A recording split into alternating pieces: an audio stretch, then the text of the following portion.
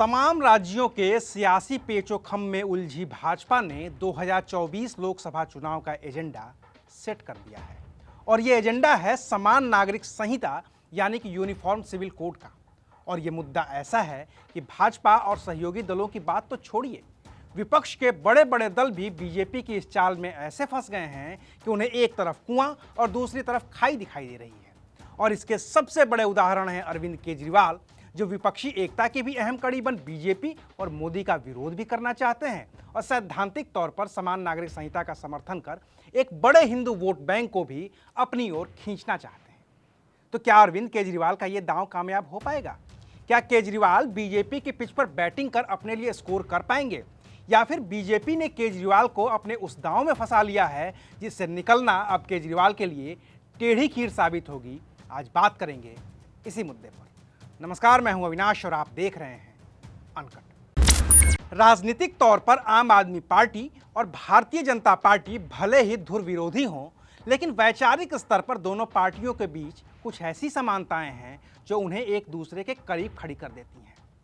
Bharatiya Janata party की राजनीति के केंद्र में हिंदुत्व हमेशा से रहा है, तब से जब भारतीय जनता पार्टी जनसंघ हुआ करती थी। तो हिंदुत्व को लेकर भारतीय जनता पार्टी का एजेंडा साफ है और यही वजह है कि जनसंघ से लेकर भारतीय जनता पार्टी बनने और फिर अटल आडवाणी की जोड़ी से आगे बढ़कर मोदी शाह की जोड़ी होने तक की प्रक्रिया में बीजेपी के लिए हिंदुत्व का एजेंडा कोर एजेंडा रहा है। बात चाहे जम्मू कश्मीर से अनुच्छेद 370 के हटाने की हो, या फिर राम मंदिर निर्माण की, या फिर समान नागरिक संहिता की, ये तीनों ही बीजेपी के कोर एजेंडे में रहे हैं। इनमें से दो एजेंडा पूरा हो चुका है।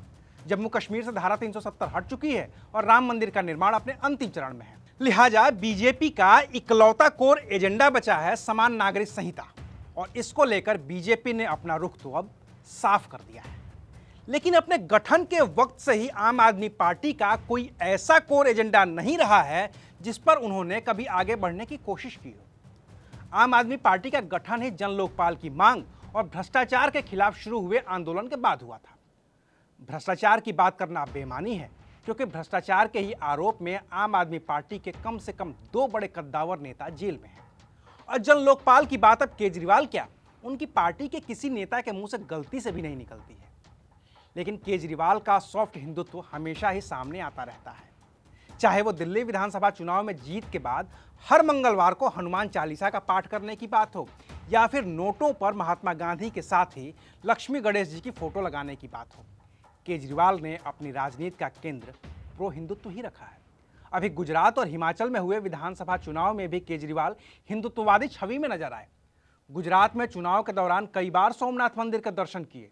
कहा कि जिस दिन मेरा जन्म हुआ उस दिन श्री कृष्ण जन्माष्टमी थी, मुझे भगवान ने एक स्पेशल काम देकर भेजा है, वो है इन कंस की औलादों का नाश करने के लिए। इसके अलावा केजरीवाल बार बार अयोध्या का भी जिक्र कर खुद को राम भक्त बताते रहे हैं। अभी 2020 में ही दीपावली के दौरान अरविंद केजरीवाल ने दिल्ली के अक्षरधाम में अयोध्या में बन रहे राम मंदिर की रेप्लिका बनाई थी। वहां पर उन्होंने सपरिवार लक्ष्मी पूजन भी किया था। पिछले यूपी चुनाव अभियान के दौरान केजरीवाल अयोध्या भी पहुंचे थे। उत्तराखंड चुनाव से पहले अरविंद केजरीवाल ने राज्य को पूरी दुनिया के हिंदुओं के लिए आध्यात्मिक राजधानी बनाए जाने का भी वादा किया था। 2021 में गोवा के चुनाव से पहले केजरीवाल ने वहां के हिंदुओं को मुफ्त में अयोध्या ले जाने की बात कही थी। गुजरात में एक जनसभा को संबोधित करते हुए अरविंद केजरीवाल ने कहा था कि अगर आम आदमी पार्टी गुजरात में सत्ता में आती है तो वह भगवान राम के दर्शन के इच्छुक लोगों की अयोध्या यात्रा का पूरा खर्च वहन करेगी। तो कुल मिलाकर केजरीवाल भी उसी राह पर आगे बढ़ते नजर आए हैं जिस पर बीजेपी हमेशा से ही चलती रही है। ऐसे में जब बीजेपी ने समान नागरिक संहिता का दांव चला है तो केजरीवाल की पार्टी ने इसे अपना सैद्धांतिक समर्थन दे दिया है। और जाहिर है कि केजरीवाल ने हिंदुत्व की राजनीति करने का फैसला बेहद सोच समझकर ही लिया है, क्योंकि ये तो स्थापित सत्य है कि भारत में हिंदू आबादी करीब करीब 80% है और मुस्लिम आबादी 20% से भी कम। मुस्लिम वोटरों को रिझाने की कोशिश में कई दल हैं, चाहे वो कांग्रेस हो या फिर TMC, Samajwadi party, Baspa, JDU, RJD, Jhamumo, DMK, Left Front, Indian Union Muslim League वगैरह वगैरह। अब पार्टियों का नाम लेते जाइए, उनमें मुस्लिम वोटरों को अपनी ओर खींचने की कोशिश करती हुई बातें साफ नजर आएंगी।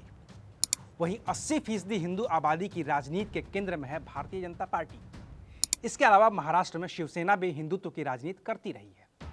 तो केजरीवाल को पता है कि हिंदुत्व की राजनीति में स्कोप बहुत है, क्योंकि इस बड़े वोट बैंक को रिझाने की कोशिश या तो बीजेपी करती है या फिर शिवसेना।